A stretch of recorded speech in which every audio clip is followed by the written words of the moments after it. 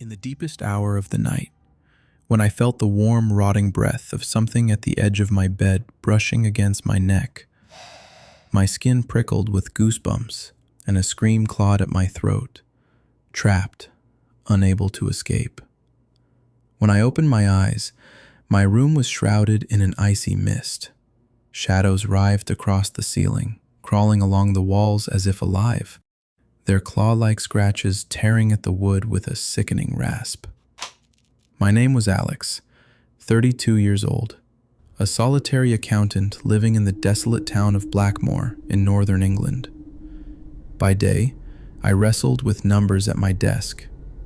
By night, they came. Nightmares.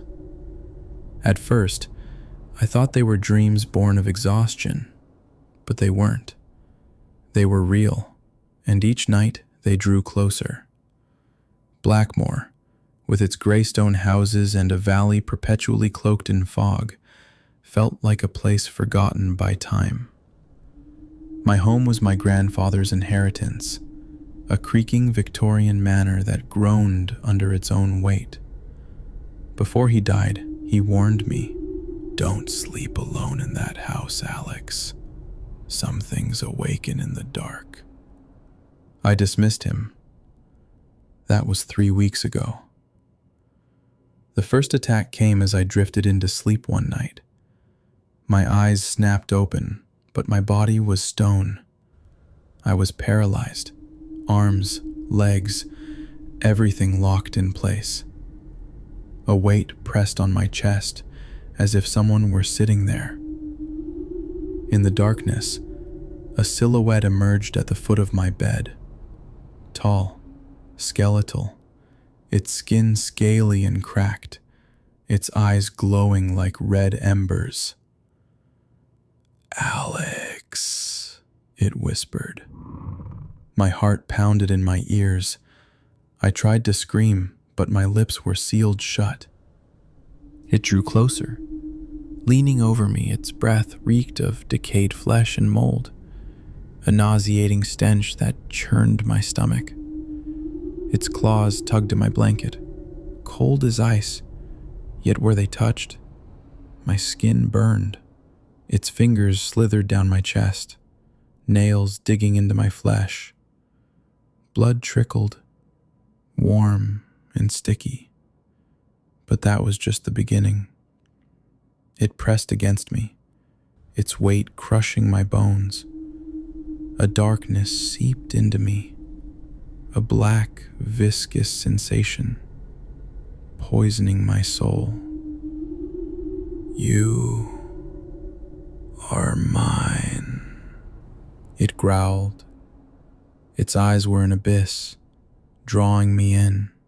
When I woke, my bed was drenched in sweat. My skin bore thin red scratches, spiraling like some unholy mark. The next day, I brushed it off as a dream. I went to work, lost in numbers. But it came again that night, bolder, my body paralyzed, the room freezing. The silhouette was under my bed this time, crawling out, its movements slow and deliberate. I went to work with its form was almost human, but its bones jutted unnaturally, its skin split with gashes. Its eyes locked onto mine, and it, "Remember me, Alex. I've always been here." Its claws gripped my legs, nails sinking deep. Blood flowed, but it didn't stop. It climbed over me, crushing my chest. Intense psychological horror. A dark chill seeped into me, agonizing, wrapping my soul in cold. My mind screamed in defiance, but my body was frozen, helpless. When I woke, I stumbled to the mirror.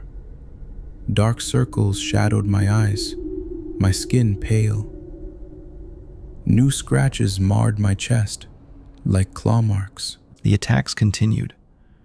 Every night, more frequent, more vicious. Sometimes it was alone. Other times, shadows gathered, tall, twisted shapes staring at me.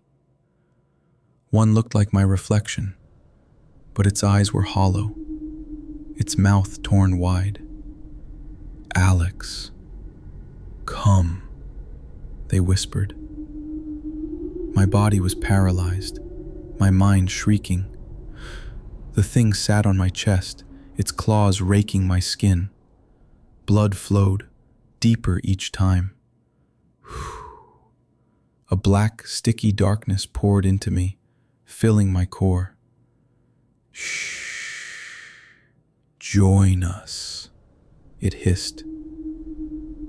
When I closed my eyes, I saw its face, rotting, flesh peeling away. I woke to a bed soaked in blood. In the mirror, my reflection grinned.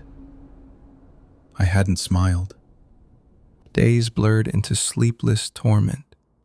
I couldn't work, my hands shaking over spreadsheets. I called my friends.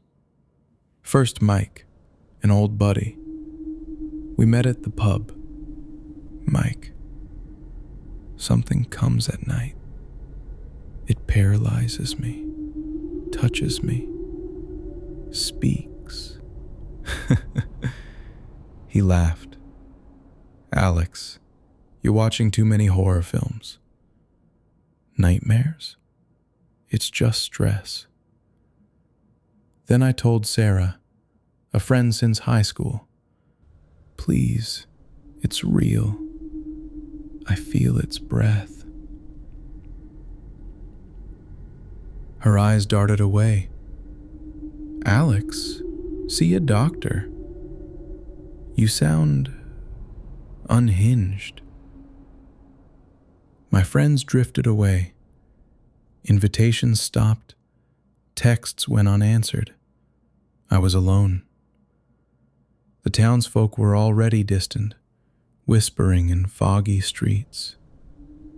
"That house is cursed," they said, offering no help. My sanity unraveled. Hallucinations crept into daylight. Walking the streets, I'd see a shadow at the corner. Those same red eyes. A hat-wearing figure, lurking in my room's shadows. I was fired from my job, my errors piling up. I saw a doctor. "Sleep paralysis," he said. "Stress, anxiety. Take these pills." I did, but the attacks worsened. I woke at midnight, my room crawling with shadows. They touched me, growled. My body was theirs, my soul fracturing. Sleepless nights fed paranoia. I locked my doors, but they were already inside. My friends cut me off completely. Mike's last call? "Alex, stay away. You're scaring us." Sarah blocked me. Loneliness devoured me. I talked to myself at home. "Why me?" I asked. No answer. The attacks became daily. I woke with my skin torn. In the mirror, my reflection was alien.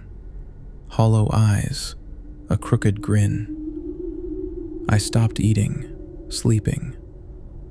I wandered Blackmore's foggy streets, people fleeing at the sight of me. "Madman," they whispered. I went to the hospital. PTSD, they said, suggesting therapy. I didn't go. No money, no hope.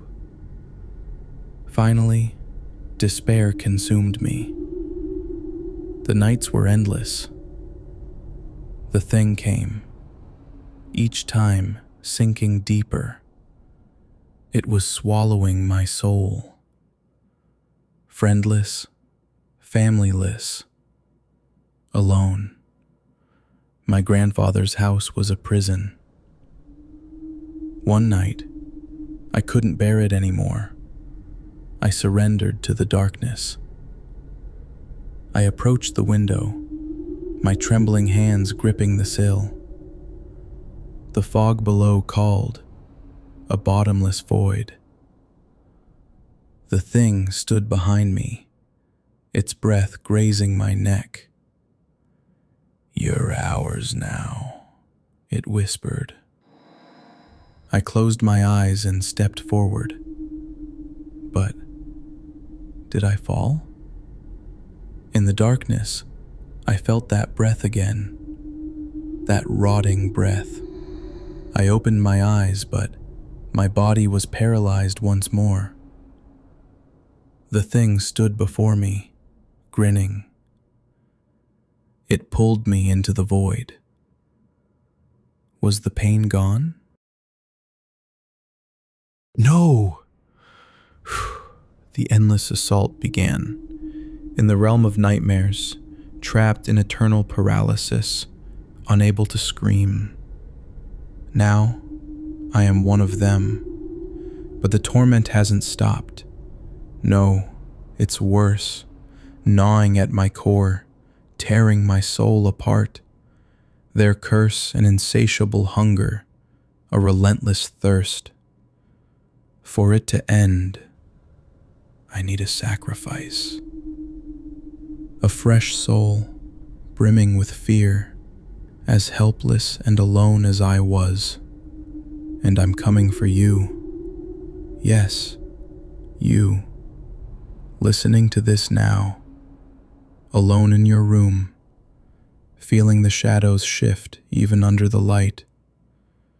You might feel fear at first, your heart racing, that warm, rotting breath on your neck, the scrape of nails across your skin, the urge to scream, but no sound escaping. Don't be afraid. Don't, because this is only the beginning. The paralysis will grip you, your eyes open, but your body locked. And I'll be there, crawling from the foot of your bed, my red eyes fixed on you, my claws reaching out, filling you with that black darkness, claiming you as one of us. You will be mine forever. I'm behind you right now, watching over your shoulder, my breath grazing your hair, my hand stretching out. Don't turn around. Thank you, brave listeners, for diving into this nightmare with me.